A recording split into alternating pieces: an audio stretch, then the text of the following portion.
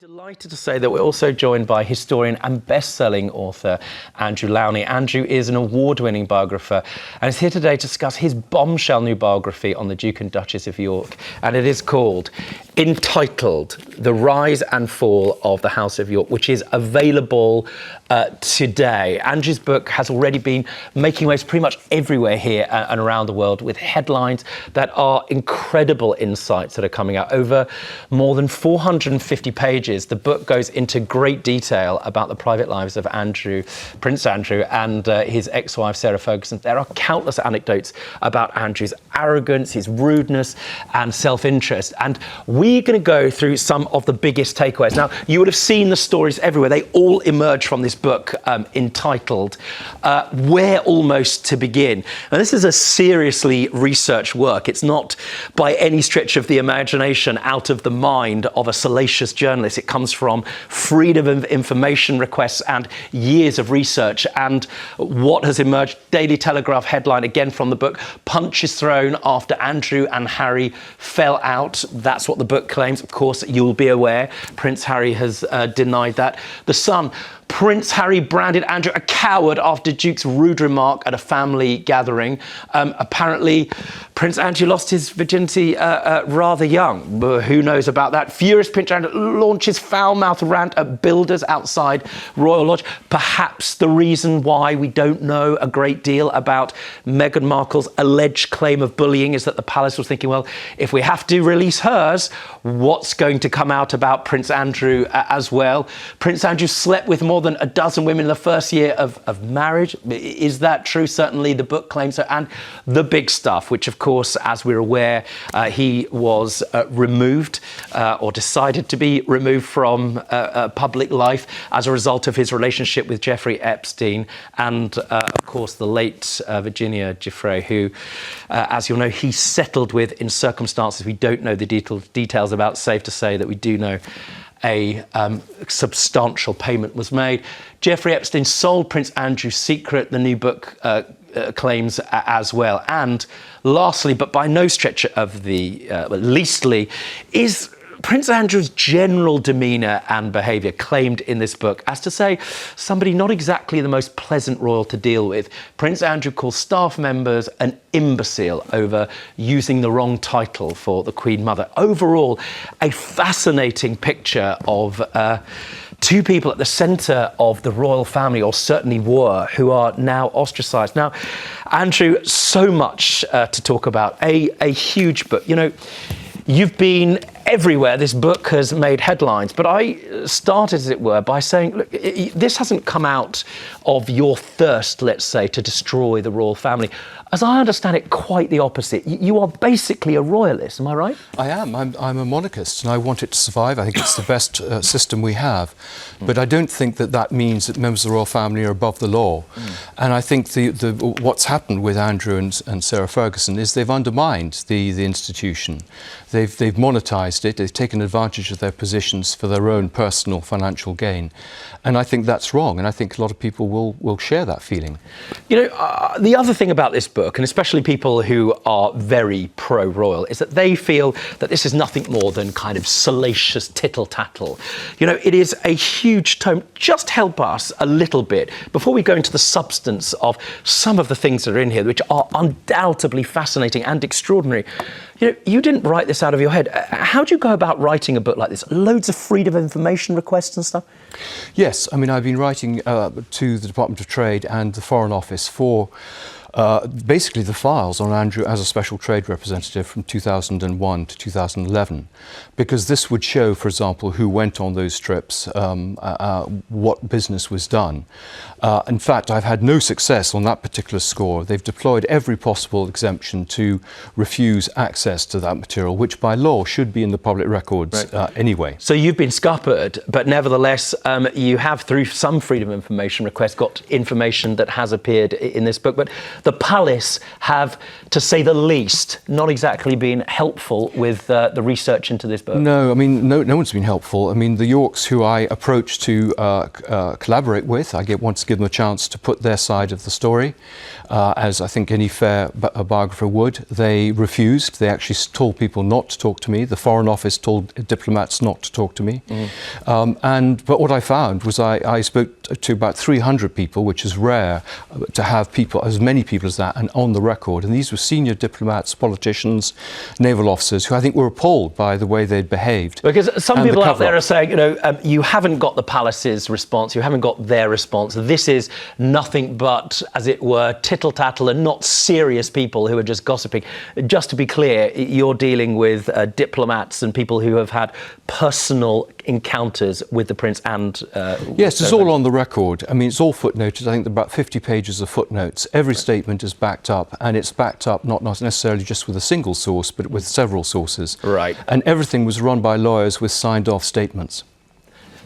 And now, there's so much in this book that is of fascination. But the first one is really this. A lot of people said that at the time, the Queen, the late Queen, who was universally beloved, regardless of whether you were a royalist or not, couldn't have really known the full details of what Prince Andrew was accused of and some of his behaviour, the worst behaviour and the excesses we talked about before.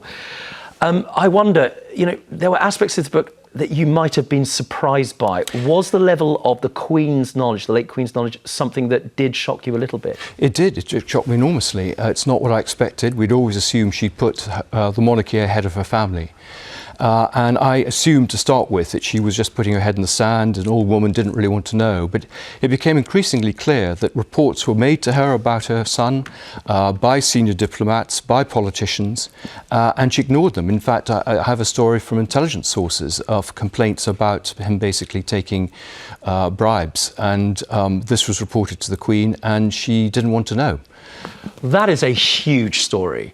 I mean, and just to help us understand that, I mean, your intuition, this is not a biography about the Queen, but insofar as the conversations between your on-record sources took place, why do you think the late Queen would have ignored them? What's your instinct on that? Well, she had a blind spot. He was her favourite son, and it is shocking because it's not the behaviour we expected of her or indeed anyone in that position.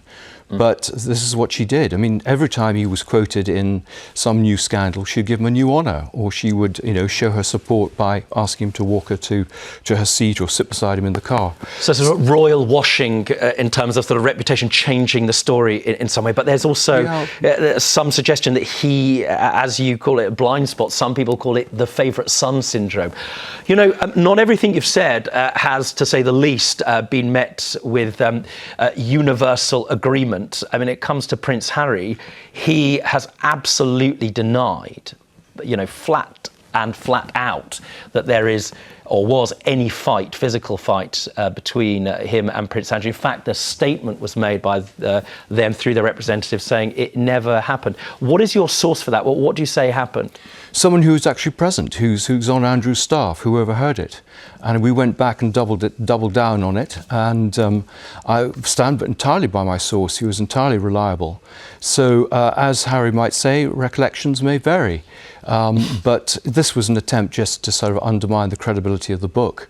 I've got much more detail on it, and I'm very happy if you want to see so he this says, action. just obviously I have to put it to you, I can confirm Prince Harry has a statement and Andrew have never had a physical fight, nor did Prince Andrew ever make the comments he's alleged to have made about the Duchess of Sussex or Prince Harry. That's the spokesperson for Harry and Meghan. You say somebody was actually present, and as they say, recollections, or other, I think it was the Queen reflecting on something that happened in their lives about whether or not a racial slur was made about their future child. Recollections may vary, but your sources prove that it was the case.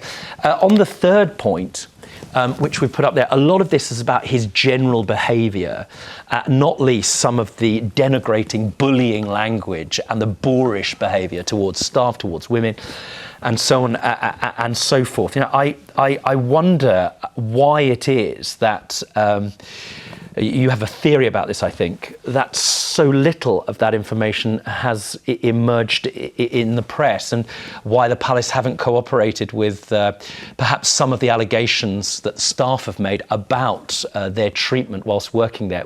Why do you think that's the case? Why hasn't that come out? Well, I mean, it's well known that Andrew is a bully, and I mean, the stories go right back to his school days. I talked to quite a lot of his school friends. In fact, I knew some of them as school friends. Yeah.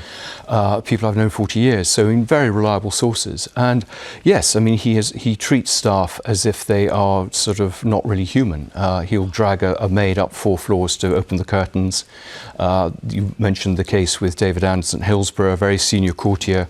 Everything is about humiliating people. He's using his power, knowing that they can't talk back. Well, can I ask you about that, Andrew Lownie? There's some suggestion that, and it's a theory, no more than that, that for a long time people have been asking, by people I mean the press especially, who, to use colloquial language, are not exactly fans of Meghan Markle. Perhaps they're gunning for her, and you know the press who are, that there was an investigation into her alleged bullying during her time as a fully working member of the royal family, and that perhaps that investigation, which happened, as you know, at arm's length from the royal family, wasn't released, because if they released it about her, then all of these claims and allegations made about Prince Andrew would also emerge. Do you think that that's credible? Oh, absolutely. I think it would open to Pandora's box, and lots of people would have come forward. But I mean, the palace has tried to shut down Andrew, and in fact, I think one of the worst examples was when Amy Robach from ABC Television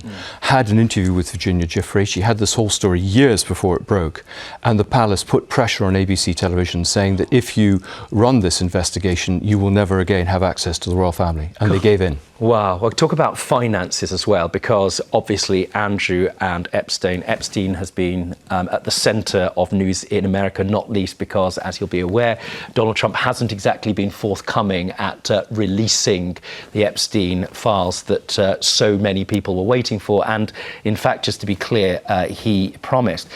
There are a number of issues in the book that emerge from that, not least that you claim, I use that language because despite it being sourced, it is a claim that the Duchess of York and the Duke knew Epstein decade, it seems, ages before any of the issues and allegations emerged. They were long-term friends, in effect. Yes, I mean, they're publicly said that they met him at the end of the 1990s, but Alistair Watson, Andrew's own private secretary, wrote to the Times saying that the meetings actually began at the beginning of the 1990s. Steve Hoffenberg, who was a business associate of Epstein, said that it was 1991. So, and of course, the relationship went on much longer. They claimed to have dropped any contact in 2010, but from legal depositions, we know they were seeing him in 2011. And I have 3 witnesses showing that Sarah was staying at Epstein's flats as late as 2015. As late as 2015? So they're not claims, they're actually facts. Way after his conviction for, well, let's say, The doorman at the flats used to get dressed up when she came to stay. They put on the full kit in her honour. And again, just to be clear, that happened after he was actually convicted of crimes against... Well, he was convicted in 2009, right. 8 and 9. So a very quick one before I ask you the big question, because people, I suspect, at home, like all of us, are going to be, to say the least, rather surprised by some of these allegations which are in this book. And I'm afraid I have to deal with it very quickly, although it does go into substantial detail. It's about where the money is. Yep. And, you know, when I was a barrister prosecuting international cases, it was always follow the money. Here, you make clear that nobody can really understand how he manages to keep his 30-room Royal Lodge going and spent £7.5 million refurbishing it, annual costs of £250,000. Suggestions, amongst other things, that he has relationships with Tariq Khatuni, who is a convicted Libyan gun smuggler, etc. Now, these are, I emphasise for legal purposes, and I know that you can back them up, allegations that you make in this book, however sourced they are. Where do you say his money has come from? Well, his money came from Pitch at the Palace, which was meant to be a charitable enterprise run at Buckingham Palace, but which he set up a separate company called Pitch at Palace Global, where he took a 2% cut of any investment that came through Pitch at the Palace. We know from legal cases, a famous case in 2022 with a man called Selman Turk, that he, Sarah, and indeed one of the daughters, was paid large sums of money which they couldn't explain. Right. And we see brand endorsements. I mean, he's been caught taking a cut of a Greek water company setting up business in Kazakhstan.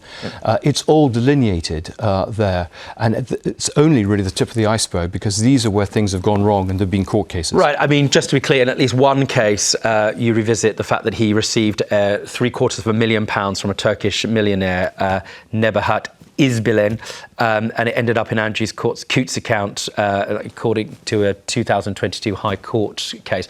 He actually did return that money, and as you'll understand, £350,000 he also had. Maybe or maybe not. Certainly, your book says it. But as it stands, the issue is that it's in your book. These are claims that you've made, that you've backed up, but nevertheless, we wait to hear what they say. They are alleged. Last question for you before I guess we go to the break. Do you think that they should be stripped? Certainly the Duke of York should be stripped of his royal title. Well, I think something needs to be done. I think the public appetite is for some sort of response. I mean, I would just like more accountability and transparency about royal matters, particularly about finances. You know, people have been calling for a long time, for example, for a royal register. They've been calling for him, in fact, to be investigated by the National Crime Agency. Really? On some of the points that have been raised. I'm gonna listen. I really want to put your feet to the fire on this one. You know, because you have written this book very clearly as you started, saying, look, I'm a royalist. You know, I want the royal family to do well. I want them to do better. And you know, so it's a straightforward question. And you're a guy that's a straightforward person who is clearly not afraid of any backlash. So it's a simple one. Do you think, very simply, he should go? And not only should he not have his royal title, but, as you're basically intimating, should be investigated by the police? I think there are grounds to investigate him. I mean, MPs called for this 20 years ago. There's much more evidence has come to light since. There's a lot of material we clearly couldn't put in the book. Yep. So, yes, I think something needs to be done, because he risks jeopardising all the good work the other members of the royal family do and the institution itself. And you're clear about that good work and that should continue. But it is, without question, a book that has a lot of allegations in it, and no doubt is going to be making more headlines in the ensuing days. And Andrew, your book has actually inspired a documentary right here on 5 called Duke and Duchess of Excess, which will air this Saturday at 9:10. Let's have a look at an exclusive preview. Fresh, explosive scandals have been revealed in a new book. I really tried to find good things to say about Andrew and people to say good things about him. Almost 99% of them didn't. Including claims of an alleged bust-up with Prince Harry and potential major international incidents. Now, one of his most damaging claims is that Jeffrey Epstein was potentially passing on information to foreign spy agencies. Both Andrew and Sarah Ferguson are devastated by this book. Now, unfortunately for them, they're just having to face the consequences of what it says. Now, just to remind you, Andrew's latest book is called Entitled, and there's the documentary which you can watch on Saturday. Now, we're going to go back to you, Andrew, because we're going through the papers, an international story, and you heard there again in your book, which is that there's some suggestion that a number of compromising secrets relating to Andrew ended up in international spy agencies, some of whom may or may not have paid for them.